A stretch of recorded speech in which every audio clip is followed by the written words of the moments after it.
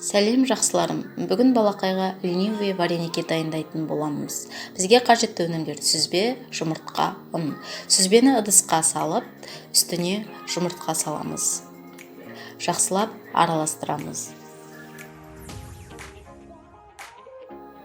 Үстіне 3 қасық ұн салып, әбден араластырамыз.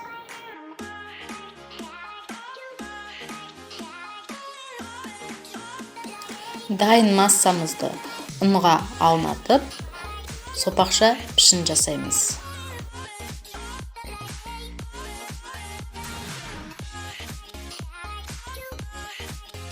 Оны бөліктерге бөлеміз. Қайнап тұрған суға 4-5 минут пісіріп аламыз. Вареники дайын, қаймақпен ұсынамыз. Балақайға ас болсын. Сіздерге ұнайды деген сенімдемін. Ерінбей жасап көріңіздер. Және де менің Instagram парақшама тіркелуді ұмытпаңыздар. Сіздермен болған Бекзат.